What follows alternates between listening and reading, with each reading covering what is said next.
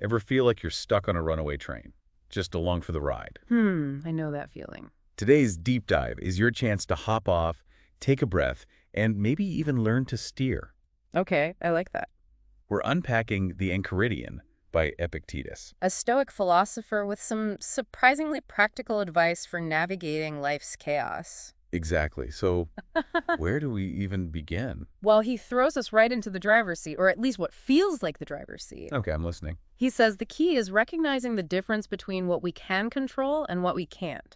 It's about, focusing our energy where it actually matters. Sounds simple enough, but I'm guessing there's more to it than just deciding what we can and can't control, right? Definitely. It's not about throwing our hands up and saying fate every time something difficult happens. Epictetus wants us to understand that true freedom, that real inner peace, comes from focusing on our reactions, our judgments, the things we can shape. Okay. Our thoughts, desires, how we approach a situation. Those are our domain. So if my, say, frustrating coworker is outside my control, maybe my reaction to that frustration is something I can work with. Exactly. Imagine it like this. You're presented with a cup of coffee that's too hot to drink. You wouldn't get upset at the coffee, would you? Probably not. You'd probably let it cool down or add some ice. It's the same principle with life's challenges. Interesting analogy. I feel like a lot of us, myself included, would probably just gulp down the coffee and burn our mouths. So how do we actually do that? How do we reframe those knee-jerk reactions? It's a practice, that's for sure. But Epictetus gives us a helpful framework. He challenges us to ask, are we upset about the thing itself or our idea of the thing? Even a broken cup is bearable if we remember it's the experience, not the object we cherish. Okay, I'm starting to see how this works. So if our reactions are in our control, what about everything else? What falls into that can't control category? Think of all the things that cause most of us anxiety. Oh, I know those. Our bodies, our possessions, our reputations, even our social standing. Epictetus says these are all externals. We can influence them, maybe, but ultimately, they are beyond our direct control. It's like trying to control the weather, right? Yeah, exactly. You can dress for it, but you can't make the sun shine. Precisely. And the more we try to control those things, the more frustrated and anxious we become. Epictetus uses this powerful image of a ship to explain it. Okay, well, do it. You're a passenger, free to enjoy the journey, but always aware that the destination, the storms, even the moment you disembark those people are up to the captain, not you. So should we all just become incredibly chill and indifferent to everything then? Not exactly. It's not about becoming passive or emotionless. It's about understanding where our distress is coming from. Is it the event itself or our judgment of that event? So it's less about saying, I don't care, and more about saying, I can handle this, right? Yes, you've got it. It's that sense of grounded confidence. You're not denying reality, but you're choosing how you engage with it. And that brings us to another fascinating piece of Epictetus's philosophy, living in accordance with nature. Okay, I've heard that phrase before, but I'll admit it always throws me for a loop. It can be a bit tricky. What does living in accordance with nature even mean for someone trying to navigate, say, a stressful job or a disagreement with a family member? Well, it's about understanding our place in the grand scheme of things and recognizing the roles we play. Okay. Child, sibling, friend, citizen. Epictetus believes that each role comes with a set of duties. It's less about checking boxes and more about showing up authentically regardless of the circumstances. So if my relationship with a parent is strained, I should focus on fulfilling my duty as a child, regardless of how they're acting. Precisely. You're not excusing their behavior, but you're choosing to focus on what you can control, your own actions, your own responses. It's a powerful shift in perspective. Almost like choosing to swim with the current rather than against it, even if you don't love where the river's going. I like that. It's that sense of acceptance without resignation. And this connects to another key idea, the importance of internal progress over external achievements. So less about, look at my fancy car, and more about, look at how well I handle stress. You've got it. Epictetus argues that true fulfillment, that unshakable inner peace, comes from cultivating a virtuous character, things like honesty, integrity, self-control.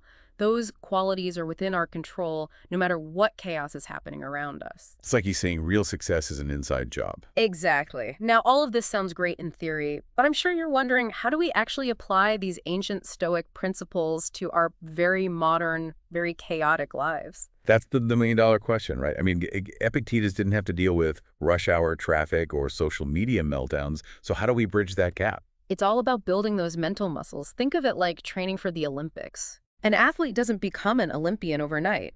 They need discipline, dedication, and the willingness to train even when it's tough. Mental resilience is no different. So we need our own philosophical training montage. But seriously, where do we even begin? One of the simplest but most effective practices is mindfulness, paying attention to our thoughts and reactions without judgment.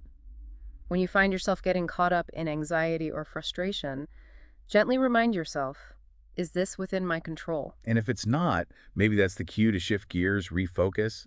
Epictetus would probably tell us to take a deep breath and ask ourselves, what can I do right now that aligns with my values? Exactly. And remember, it's a practice, not a magical solution. There will be times when we slip up, react impulsively, or get swept away by emotions. That's okay. It's about progress, not perfection. Absolutely. And the more we practice these principles, the more ingrained they become, like forming a new habit. So let's say we're doing all that, practicing mindfulness, checking our reactions, focusing on what we can control. What about those moments when life throws us a curveball we just didn't see coming? How can Stoicism help us navigate loss, disappointment, those really tough emotions? Epictetus would say that even in those moments of genuine pain or grief, we still have a choice to let those emotions completely consume us or to find a way to move through them with grace and resilience. So it's not about denying the pain, but rather choosing how we respond to it. Precisely. He uses the example of losing a loved one. It's natural, even healthy, to grieve. But instead of dwelling on what we've lost, we can choose to focus on the good memories, the love we shared, the gratitude for the time we had. Finding those glimmers of light, even in the darkest moments. Exactly. And this concept of focusing on what we can control, even in the face of death, is central to Stoicism. Epictetus reminds us that death is a natural part of life. It's our fear and resistance to it that truly causes suffering. He has that one line that really stuck with me. When then we are impeded or disturbed or grieved, let us never blame others, but ourselves, that is, our opinions. Powerful stuff. Isn't it? And he's not saying we shouldn't feel emotions, right? It's more about understanding where those emotions are coming from and realizing that we always have a choice in how we respond to them. It's that subtle shift from feeling like we're at the mercy of our emotions to realizing we have some agency. We can choose how to ride those waves rather than letting them crash over us. Exactly. And that brings us to another crucial point. Stoicism isn't about becoming an emotionless robot. Right. It's not about suppressing or denying our feelings, but about not letting them control us. You've got it. It's about achieving that inner peace by aligning our thoughts and actions with reason and virtue, even and perhaps especially when we feel like we're falling apart. So we can be angry, sad, frustrated, even heartbroken, but we don't have to let those emotions call the shots. We can acknowledge them, feel them, and still choose how we want to show up in the world. Exactly. It's about finding that balance. And a huge part of that, according to Epictetus, is letting go of the need for external validation or praise. He reminds us that true satisfaction comes from living in accordance with our values, not from seeking approval from others. Which is easier said than done in today's world, right? It is tough. With social media and everything else, it's so easy to get caught up in what other people think. It's a constant practice, for sure, but Epictetus would probably ask us to consider, am I doing this for me or am I doing it for the likes? It's about recognizing when we're seeking external validation rather than internal fulfillment. And it's about integrity too, right? Right. Living in a way that aligns with our values even when no one's watching. Precisely. And that integrity plays a huge role in how we navigate relationships. Remember that part where he talks about measuring our duties based on our relationships? Like, even if my sibling is being difficult, my duty as a sibling remains. Exactly. It's not always easy, but what I find so brilliant about Epictetus is that he provides a framework for approaching those challenging relationships in a way that preserves your own inner peace. You can't control how someone else behaves, but you can control how you react to them. It's like remembering that everyone is operating from their own level of understanding, even if we disagree with their actions. Precisely. And that perspective can be incredibly freeing because it allows us to let go of resentment and anger.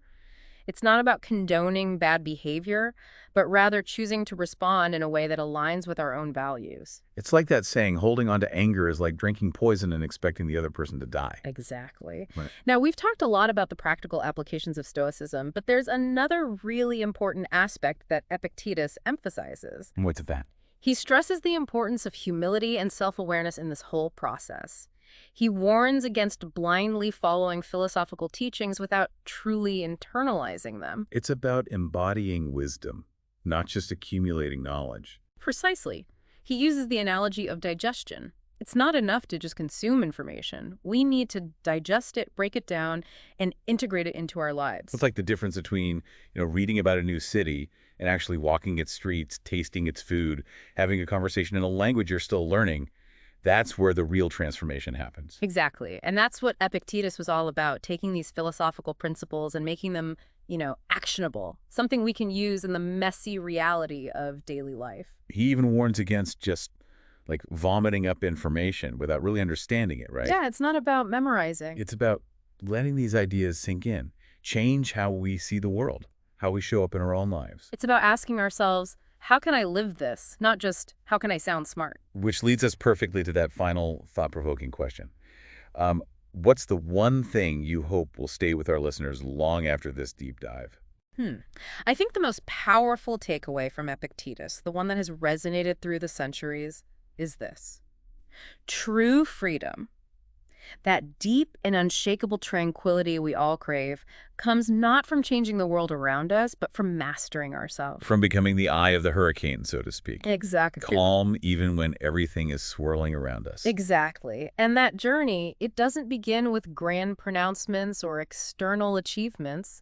It starts with those small daily choices we make to align our thoughts and actions with our highest values. So the next time you're feeling that, familiar wave of stress, anxiety, that sense of being overwhelmed by it all, maybe that's the moment to remember Epictetus. Right. Take a step back. Take a breath and ask yourself, what is within my control right now? You might just surprise yourself with how much strength, how much peace you can find, even in the midst of life's, inevitable chaos. It's about finding that inner stillness, even when the world feels anything but still. Exactly. And remember, this is a lifelong practice, right? It is. There will be setbacks, moments when we revert to old habits, when it feels easier to just react than to pause and choose a different response. It's not about being perfect Stoics, but about continually coming back to these principles, learning, growing. Precisely. And the more we do that, the more these ideas become a part of us. Not just something we know, but something we embody. And that, I believe, is the key to unlocking the wisdom and tranquility that Epictetus offered the world so many years ago. Wisdom that's as relevant and resonant today as it was centuries ago. Thanks for taking this deep dive with us. It was a pleasure. Until next time, keep exploring, keep questioning, and keep seeking that wellspring of wisdom that lies within you.